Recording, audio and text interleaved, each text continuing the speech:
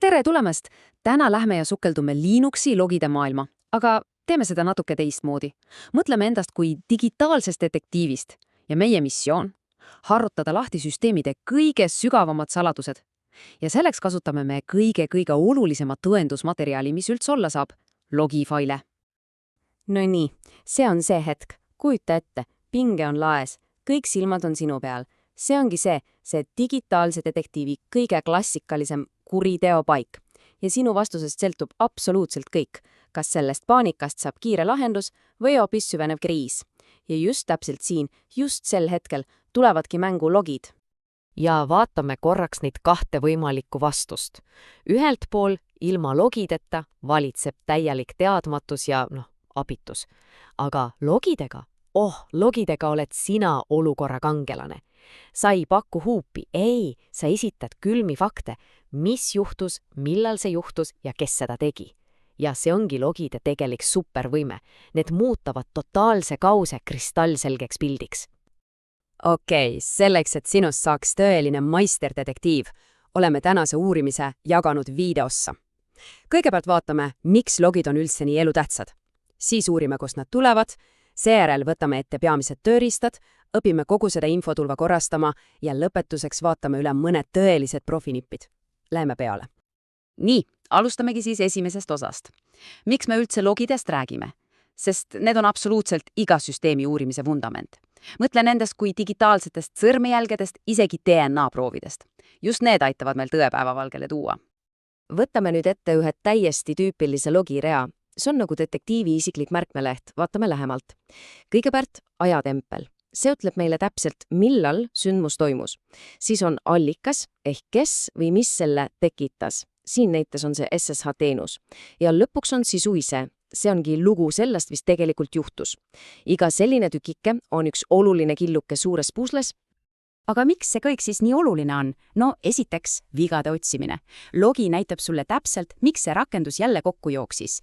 Teiseks, turvalisus. Kujuta ette tuhandeid ebaõnnestunud sisselogimiskatseid minutis. See on ju ilmselge rünnak. Kolmandaks, juudlus. Logid aitavad sul üles leida just need kohad, mis süsteemi aeglaseks teevad. Ja lõpuks, mis on üha olulisem, seadustele vastavus. GDPR ja teised sarnased reeglid, need lausa nõuavad logimist. Nii et ühesõnaga logid hoiavad su süsteemi töökorras, kiire ja mis peamine turvalisena. Okei, nüüd me teame, miks logid on olulised, aga järgmine küsimus on, kust nad tulevad? Ja selgub, et Linuxis on tegelikult kaks täiesti erinevat kuriteopaika, kust need tõendid ärinevad. Esimene maailm on kerneliruum, see on operatsioonisüsteemi absoluutse süda. See tegeleb riistvara ja driveritega. Selle logid lähevad spetsiaalsesse ringpuhvrisse. Mõtle sellest kui fikseeritud suurusega mälualast, kus uued sündmused kirjutavad lihtsalt vanimad üle. Nii ei saa mälu kunagi täis. Teine maailm on kasutajaruum, see on koht, kus jooksevad kõik sinu rakendused, veebiserverid, andmebaasid, kõik see. Ja nende logimine käib läbi standardsest syslogi protokolli. On absoluutselt kriitiline aru saada, kummast maailmast mingi konkreetne logi pärit on. Nii. Logide päritolu on selge. On aeg avada detektiivi tööriistakast. Vaatame üle need 4 kõige olulisemat instrumenti, mida igaüks, kes Linuxiga tegeleb, peab valdama, et tõendusmaterjaliga õigesti ümber käia. Mõtle korraks. Sul on 10 erinevaid rakendusi ja igaüks neist toodab pidevalt logisid. Kuidas pagan sa selle info kõik kokku kogud ja kuidagi hallatavaks teed? See ongi esimene suur probleem, mis vajab lahendust. Selleks on meil põhimõtteliselt 2 peamist tööriista. On rsyslog, see on see vana hea traditsiooniline lahendus. See salvestab logid lihtsatesse tekstifailidesse. See on ideaalne, kui tahad logisid kuhugi mujale saata või pikalt arhiveerida. Ja siis on journaled, see on uuem ja tuleb koos systemd-ga. See salvestab logid binaarselt, mis teeb kohapeal otsimise uskumatult kiireks. Aga mis on oluline? Need ei ole konkurendid, nad täiendavad teineteist ideaalselt. Sa võid näiteks kasutada Journal KTL-i, et serveris kiirelt viga otsida ja samal ajal on rsyslog seadistatud nii, et see saadab kõik logid, ka Journaldi omad, kesksesse serverisse pikaajalisele huiule. Parim mõlemast maailmast. Okei, järgmine suur peavalu. Mis juhtub, kui logifailid lihtsalt kasvavad ja kasvavad ja kasvavad? Ühel hetkel saab kettas täis ja kui kettas on täis, jookseb kogu su süsteem halastamatult kokku. Kuidas me seda katastroofi vältime? Siin astubki lavale logrotate. Mõtle sellest kui süsteemi automaatsest arhivaarist. See on geniaalselt lihtne. Esiteks, see nimetab vana logifaili ümber, lisades sinna näiteks numbri, siis loob see uue, täiesti tühja logifaili, et rakendus saaks segamatult edasi kirjutada.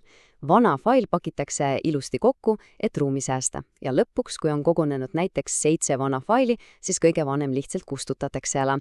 Ja nii püsib su kettaruum alati ilusti kontrolli all. Ja nüüd jõuame vast kõige keerulisema küsimuseni. Tavalised logid ütlevad meile küll, et näiteks fail etc/password muutus. Okei, tore. Aga need ei pruugi öelda, milline kasutaja või protsess selle muudatuse tegelikult tegi.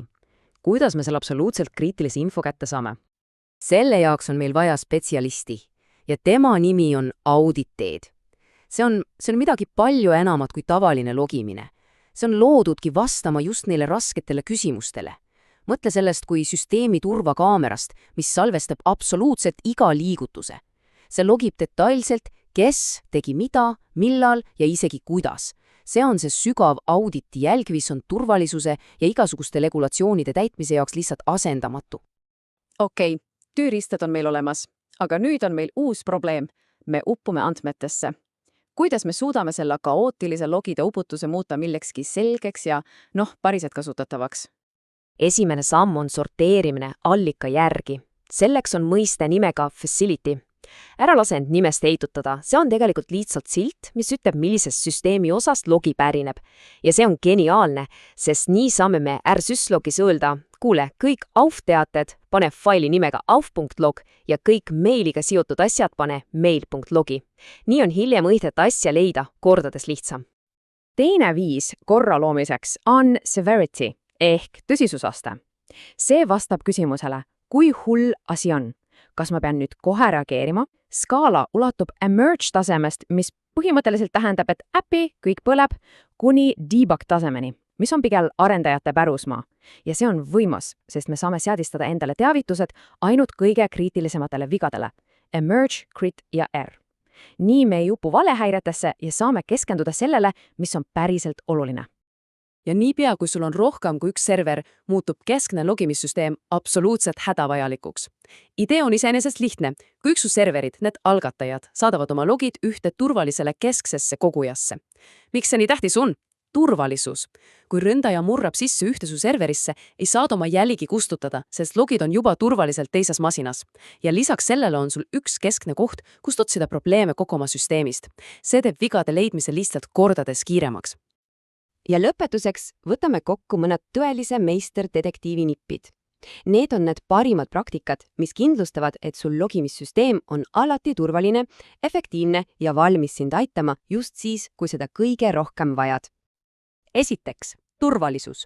Logid võivad sisendada tundlikku infot, seega pane failidele ranged õigused, et ainult adminid ligi pääseks. Ja kui saadad logisid üle võrgu, krüpteeri see liiklus alati TLS-iga. Teiseks, säilitamine. Mõtle oma reeglid läbi. Auditi logisid pead seaduse tõttu võib-olla hoidma 7 aastat, aga rakendused ja baglogid, mis võtavad meelepult ruumi, võid vabalt juba nädala pärast ära kustutada. Ja kolmandaks, see on kuldreegel, jõudlus. Ära kunagi, mitte kunagi, jäta tootmisserveriste paktaseme logimist sisse. See tundub kahjutu, aga see kirjutab kettale nii meeletu koguse andmeid, et raiskab nii protsessorit kui kettaruumi ja teeb terve süsteemi aeglasemaks. Ja siit teile viimane mõte. Kujuta ette, kell on 3 öösel. Kõik on katki. Sel hetkel on su ainus ja parim sõber üks hästi seadistatud logimissüsteem. Nüüd küsimus sulle. Kas sinu logid on valmis seda lugu jutustama? Ma loodan, et pärast tänast on vastus kindel jah. Aitäh!